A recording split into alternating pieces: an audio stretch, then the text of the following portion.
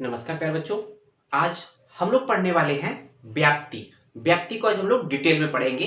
इससे पहले हम लोगों ने व्याप्ति को इंट्रोडक्शन के पॉइंट ऑफ व्यू से पढ़ा था, लेकिन आज हम लोग उसको डिटेल पढ़ेंगे कि कैरेक्टरिस्टिक्स ऑफ व्याप्ति एंड इट्स टाइप, अर्थात व्याप्ति की क्या विशेषताएं हैं या लक्षण क्या है और इसके कितने भेद होते हैं। तो आइए डिटेल में पढ़ते हैं व्याप्ति। ये अनुमान प्रमाण के अंतर्गत हम लोग पढ़ रहे हैं पदार्थ विज्ञान का सेकेंड पेपर के चैप्टर नंबर 4 में पढ़ रहे हैं।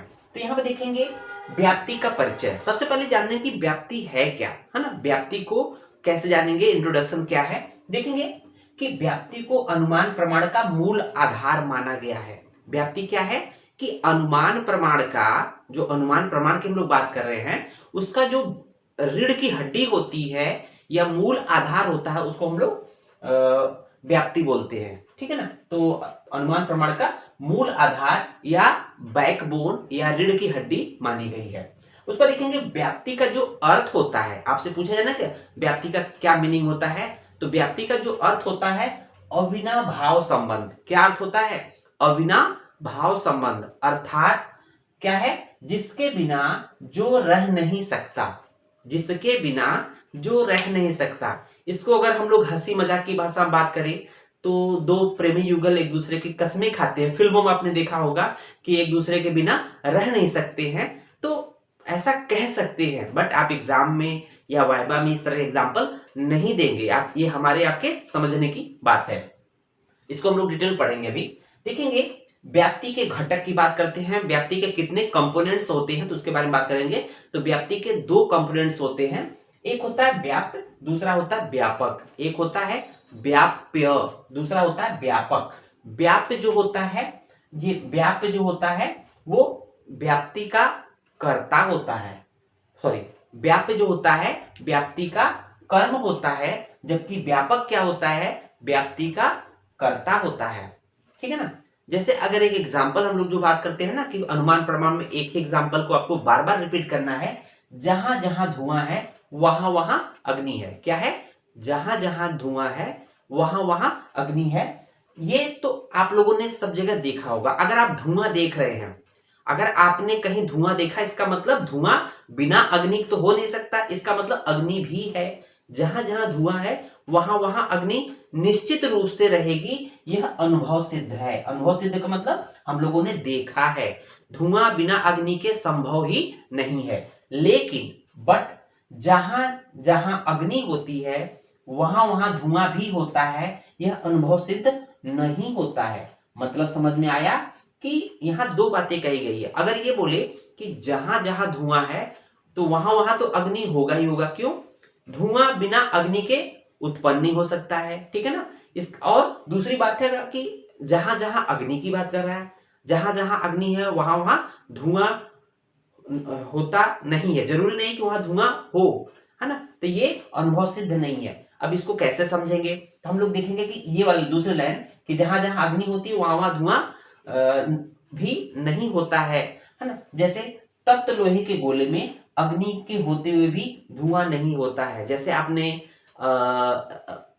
आयरन बॉल को लिया, लोहे का एक तप्त गोला लिया, उसको तप्त कर दिया, रेड हिट कर दिया, है ना। तो क्या उसमें से धुआं निकल रहा है? अग्नि तो है, लेकिन जरूरी कि उसमें धुआं हो। इसका मतलब जहां जहां अग्नि होता है वहां वहां निश्चित नहीं है कि धुआं होगा। हो भी सकता है, नहीं भी हो सकता है ना। अब देखेंगे व्याप्ति के लक्षण के बारे में बात करेंगे। व्याप्ति के लक्षण, कैरेक्टरिस्टिक ऑफ व्याप्ति। तो यहां देखिए व्याप्ति के हेतु साध्यो अविनाभाव संबंध व्याप्ति। हेतु साध्यो अविनाभाव संबंध व्याप्ति, अर्थात हेतु और साध्य के अविनाभाव संबंध को व्याप्ति कहते हैं। तो अविनाभाव संबंध का मतलब साहचर्य नियम होता है। साहचर्य नियम का मतलब क्या होता है कि जिसके बिना जो रह नहीं सकता, अर्थात एक दूसरे के लिए बने होते हैं, एक दूसरे के बिना रह नहीं सकते हैं, इसको बोलते हैं साहचर्य नियम। साहचर्य का मतलब साथ साथ रहना। साहचर्य का मतलब क्या होता है?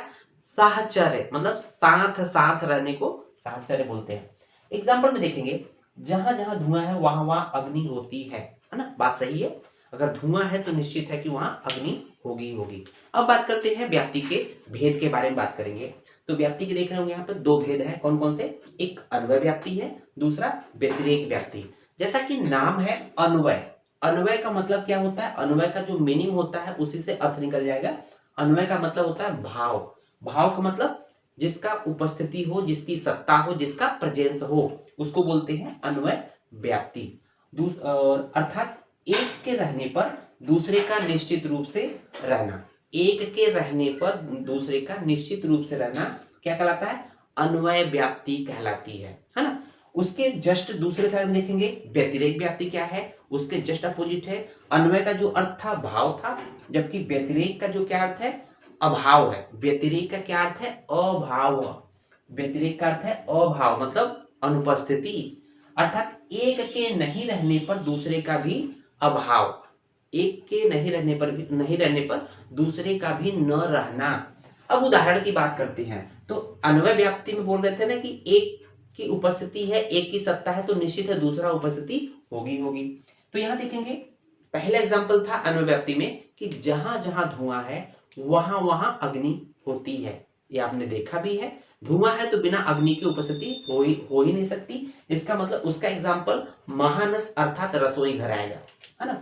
अन्वय व्याप्ति के जो एग्जाम्पल में महानस, जिसको हम लोग आयुर्वेद में रसोई घर भी बोलते हैं, महानस या रसोई घर। रसोई घर में क्या होता है? धूम और अग्नि की उपस्थिति निश्चित रूप से होती ही होती है।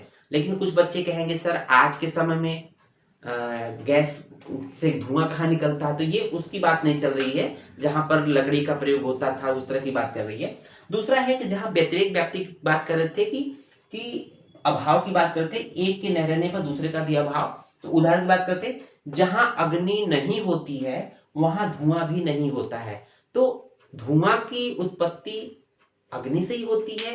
जहां अग्नि है ही नहीं, जहां अग्नि का अभाव है, तो वहां धुएं का भी अभाव होगा, धुआं वहां नहीं होगा। इसका एग्जाम्पल क्या है? जलाशय अर्थात तालाब।